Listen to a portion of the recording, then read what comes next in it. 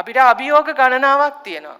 මම හිතන්නේ විදුහල්පතිතුමාගෙන් මම ඇහුවොත් ඔබතුමාට තියෙන අභියෝග මොනවද කියලා. මම ගුරුවරුන් එක්ක කතා කරොත් ලයිස්තුවක් තියෙයි. මම දන්නවා ගුරු හිඟය තියෙනවා. වෙනත් පුරප්පාඩු ඇති ඕන තරම් නේද? එතකොට ඔබේ වෘත්තීය ජීවිතේ ලැබිය යුතු දේවල් වෙලාවට ලැබිලා නැතුව ඇති.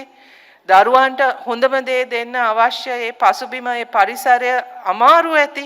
ඔබතුමා සඳහන් කරා අපිට මෙතනට විද්‍යාගාරයක් නැහැ කියලා. ඊට පස්සේ පිට්ටනියක් නැහැ. මේ සියලුම අපිට බාධාවන් තියෙනවා, අභියෝග තියෙනවා. රටටත් එහෙමයි. අපේ රටටත් එහෙමයි.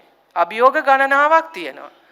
අපේ කාලයක් තිස්සේ සිද්ධ වෙච්ච ක්‍රියාවලියක් තුළ අපේ ආයතන දුර්වල වෙලා එතකොට අපේ ආර්ථිකය හිර වුණු තැනක් තියෙනවා. දැන් තමයි අපි ඒ ආර්ථිකය සක්‍රිය කරගෙන යන්නේ. ඒ වුණාට අපි රටක් හැටියට අපිට තනියෙන් අපිට මේ ලෝකේ අපි තනියෙන් නෙවෙයි ඉන්නේ. ගෝලීය වශයෙන් සිද්ධ වෙන දේවල් අපිට බලපානවා. එනවා යනවා. කාලගුණ විපර්යාස එක ආපදා වලට අපිට මුහුණ දෙන්න වෙනවා. හැබැයි මේ අභියෝග සියල්ලම අපිට ජය ගන්න පුළුවන් වෙන්නේ සාමූහිකත්වයෙන් අපි ඉලක්කයක් කරහා අදිෂ්ඨානශීලීව ඉදිරියට යන්න පුළුවන් නම්. එතන වැදගත්ම දේ සමගිය. වැදගත්ම දේ සාමූහිකත්වය.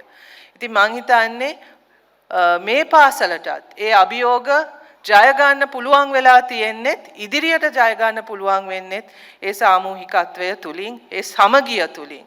ඉතින් ඒක ගැනත් ඉතාමත්ම සතුටු වෙනවා. ඒ වගේම අපි ඔබ සියලු දෙනාම දන්නවා අපි අධ්‍යාපනයේ පරිවර්තනීය වෙනසක් කරන්න බලාපොරොත්තු වෙන තමයි සියලුම සැලසුම් කරගෙන යන්නේ. ඒක විෂය මාලාවට විතරක් නෙවෙයි අධ්‍යාපනය තුළ මානව සම්පත දියුණු කරන්න, යටිතල පහසුකම් දියුණු කරන්න, දරුවන්ට අවශ්‍ය ඒ අලුත් ලෝකය විවෘත කර දෙන්න.